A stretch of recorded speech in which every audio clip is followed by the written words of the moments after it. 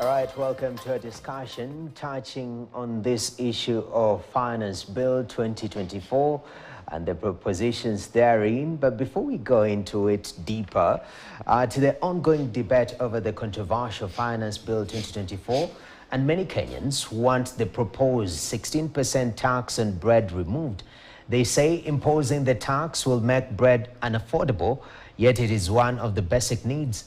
Our reporter Vera Mora went to the shops to buy this product and got the feelings that Kenyans ahead of the Parliament's discussion of the Finance Bill 2024.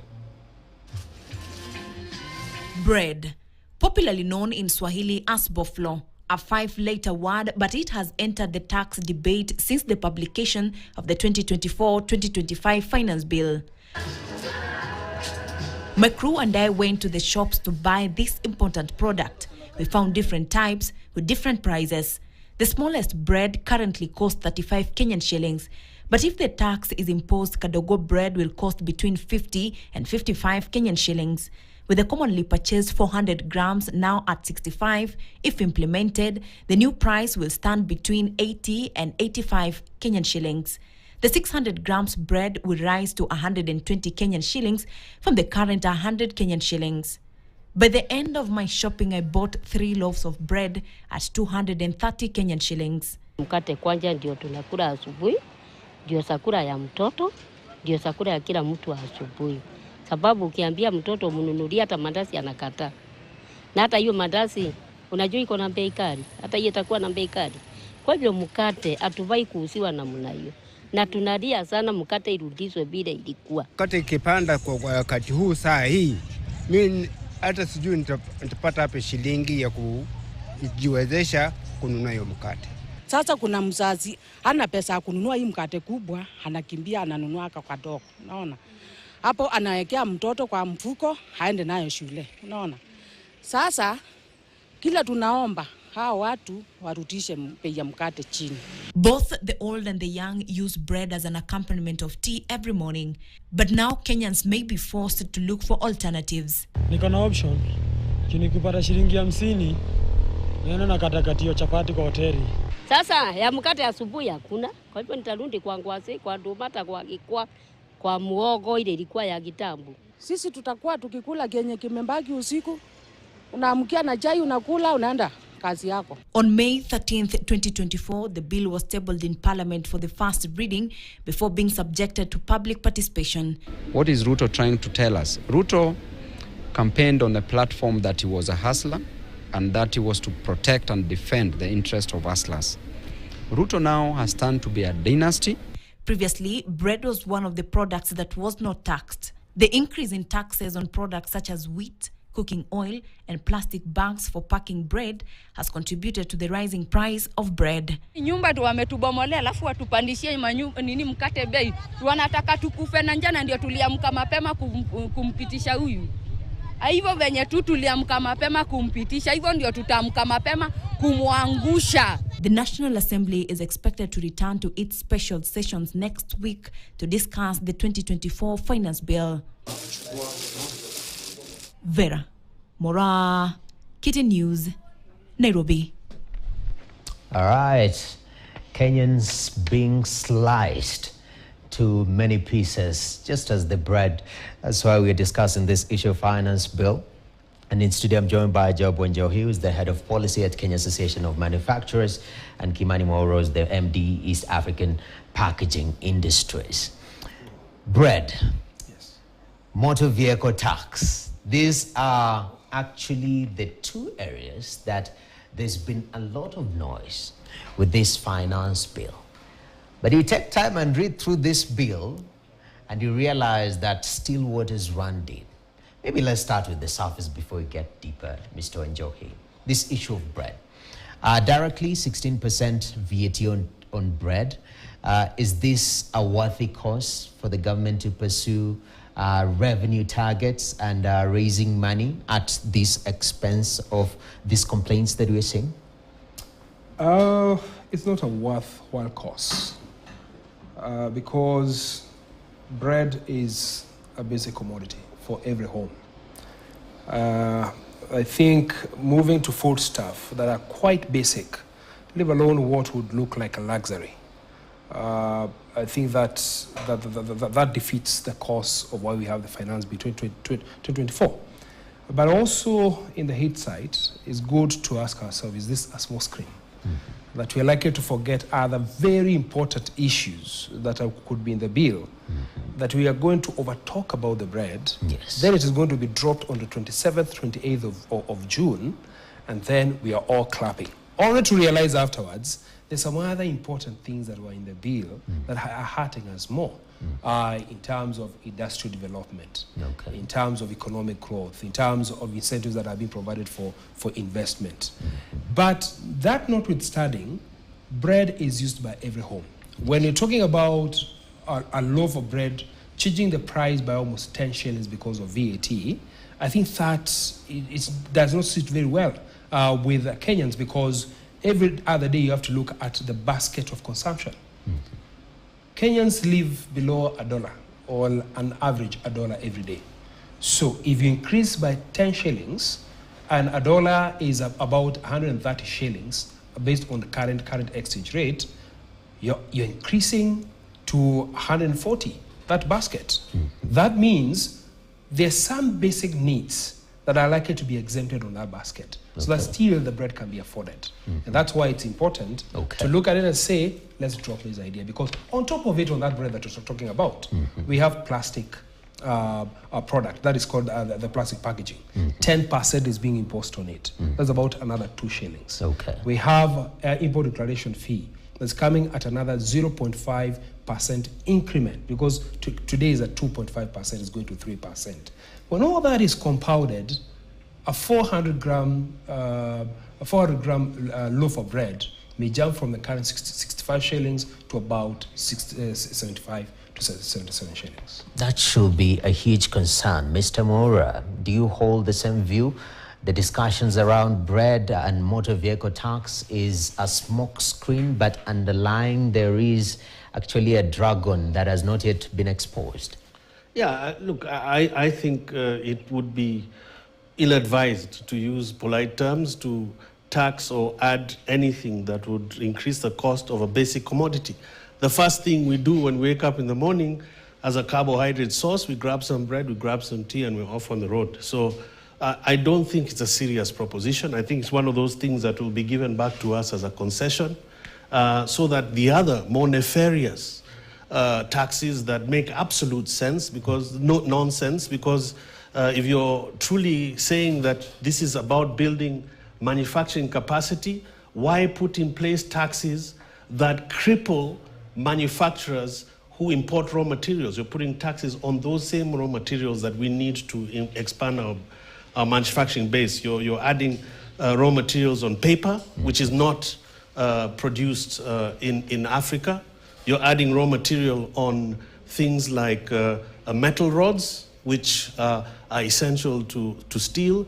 You're adding taxes on things like clinker and then again eco levies. And the most injurious thing is you totally wipe out Section 14, which is about the reclaiming of excise duty, which is levied on raw materials, which we can usually reclaim once we've converted to finished goods. You've wiped that out. So I think bread is a smokescreen, because I cannot believe the government is going to add tax on bread. It's not done anywhere in the world. So why would they do it?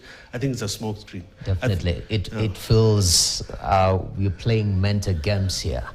We discuss it, I give it back to you, you feel, you've considered my views. And talking about other stuff, I'm glad you brought out the issue of eco-levy, because eco-levy, eco-tax here in the country, but eco-levy is very interesting because it's in the spirit of environmental friendly approach when it comes to manufacturing and doing our thing. It sounds very good, because you're trying to get money to clean our environment. I mean, invest in quite a number of issues. But again, it comes with quite a number of changes. First of all, it starts with plastic packaging. It touches on issues to do with diapers, batteries. For starters, as manufacturers, come from Kenya Association of Manufacturers, has it been explained to you satisfactorily why we have an eco-levy on these 18 selected products? This has not been explained to us. In fact, it is a surprise that we found it in the Finance Bill 2024. And we're looking forward to have a vibrant discussion with the Ministry of Environment, as well as with the National Environmental Management Authority, because they're the drivers of this.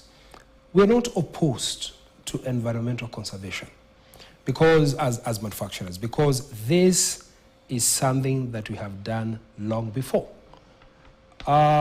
Since the ban on the single-use plastic in 2017, we sat down with the Ministry of Environment together with NEMA and came up with framework of cooperation. How are we going to ensure that we are managing this environment better? By 2020, we had started discussing what is called extended producer responsibility. This is a responsibility that is bestowed on a third party to collect the waste in the environment equivalent to the product that I'm making in my factory. If at all is like a plastic product, I get a third party, it's called Producer Responsibility Organization. Then I pay them a fee to go and collect commensurate amount of the plastic that are produced in my factory, and then it is taken somewhere for recycling, whereby now it is used for making the poles, is used for making the tiles and many other things. As if that is not enough, and is not even finalized, because we started it on 2021, yes. And by 2023 we have what is called the mandatory requirement for enforcement of expanded producer responsibility on every manufacturer. And in these, we have 1,000 manufacturers who have subscribed in Producer Responsibility Organization, and they are paying a levy called PRO levy for collection of waste and recycling of this. Mm-hmm. As this, again, is not enough, then when we look at the finance bill, we see eco-levy. Why are we duplicating the levy? Okay. Why are we duplicating the cost? Okay. That's an additional cost to the manufacturer.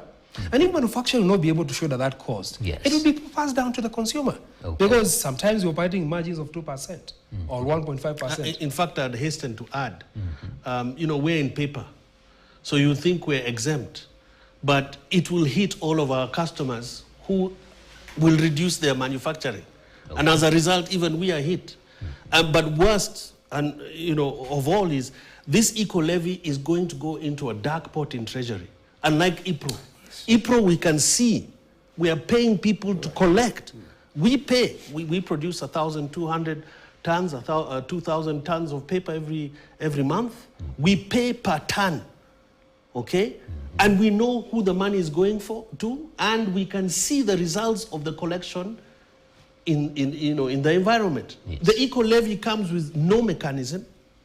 We pay money into Treasury.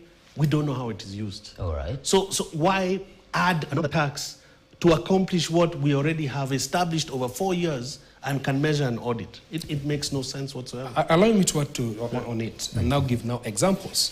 You find like now on plastic packaging, like what Kimani has said, we have 150 shillings per kg of plastic packaging. So you find that there are various sectors that have been affected by this. A pharmaceutical sector, the cost is going up by almost that 8%. We have bread, 2%. We have cooking oil, 6%. Diapers is going up by 30%. If it is 50 kg cement packaging, 57% because of the plastic packaging of cement. If you're talking about the batteries, you see that a battery that we put on normal cars, that saloon or that minivan, the smallest battery of 10 kgs or 12 kgs, which goes for about 8,000 or 8,500. It's being imposed 750 shillings per kg. So if a battery is 10 kgs, you take 750 plus 10. It gives you an additional 7,500, additional 7,500. If you add that 8,000 that was previously being charged, you get to the region of 16,000. Okay. That's an increment by 100%. All right. Talk about diapers that are used by our babies. You find there is an increment by 150 shillings per kg. So you are wondering, even tires, you find a tire has been imposed 1,000 shillings per tire. So if you have that car that uses not four tires, just know the next time that you're going to change them. There's an additional cost of 4,000 because per tire is 1,000. Right. When you look at it, and we have producers as a responsibility organization that are moving into all these spaces, where are we frustrating the effort that we've already started? Definitely. And quickly, Mr. Mora, you had to close down a factory recently, walked down to Mombasa and had to tell 60 people, we have no more jobs. Talk to me about how these propositions are very personal to Kenyans and Kenyan households, especially those who are playing in the manufacturing ecosystem, specifically paper and packaging. Yeah, and absolutely a horrific experience for anyone to go and tell people they're out of a job. But allow me 2 seconds just to finish a point he made. Sanitary towels are also included here. And we talk about sanitary health for women. Their sanitary towels will go up by a factor of 30-40% in cost. And it will wipe out all local manufacture of sanitary towels and all local manufacture of diapers. So for women, this is a horrible bill. Yeah? But having said that, yes, in March, on the 30th, I had to fly down to Mombasa and close the first factory ever to make tea sacks in Kenya. In 1948, established by a Dano-British family that moved out of South Africa because they weren't happy with the apartheid system. So they came and set up in Kenya. And the first thing they did was they brought an innovation of tea sacks to Kenya, and we moved from what used to be crates lined with aluminium, is what we used to harvest and send stuff to auction in. So these tea sacks, we had 6 companies that make these tea sacks, 65 kg tea sacks. Our biggest customer is KTDA. And we manufactured these tea sacks with those 6 companies and are completely self-sufficient in Kenya. In fact, Kenya can produce enough tea sacks to serve all of Africa. So we have too much capacity, and as a result, a couple of companies shut down, and thereafter we're doing well. But into 2024, the government deemed it necessary on false information, and this is one of the other things when policy is being formed. It has to be data-based. Some individuals went and told the government that this paper can be made in Kenya. This paper is not made even in Africa. It's extensible sack craft. It is made from hardwood in Scandinavia, that is Finland and Russia, as well as Brazil. So you have to import it. So you have to import it because it's the kind of paper that has long fibers and can stretch, okay? Now, this paper can't be produced in Africa. In fact, other countries like Sri Lanka and India import it from the same people who supply us. Yet, so it's what we call an intermediary raw material that is not available in the country. And therefore, under the 4-band tax system, which all EAC countries have signed on to, it is supposed to be 0 rated. However, we accepted a stay by Kenya of 10%. Tanzania, Uganda, it's at 0. We moved it to 35% from 10. So decimating our factory, which had survived COVID, and therefore I had to shut down the factory, 70 people out of a job directly, but an ecosystem of transporters, caterers, medical staff, you know, a whole ecosystem, around 1,000 people out of a job in Mombasa, which doesn't necessarily have a very large industrial base. So again, an ill-conceived tax, which has had direct consequences. Definitely. Yeah. Gentlemen, quite touchy. Not enough time to go deeper into this, but I'm glad that there is talk around this, and at least we are exposing the underbelly of this whole issue. As much as bread is sensitive, but there are more sensitive issues in this bill, and they need a lot of discussion. I think we'll be doing that right here at KTN News, just exposing those nitty-gritties, reading in between the lines. At this particular moment, I really appreciate you. Thank you very much, Job Wanjohi, Head of Policy at CAM, and Kimani Mwaura, MD, East African Packaging Industries. Thank you for your time, gentlemen. Thank you. All right, that's it on this issue of Finance Bill 2024.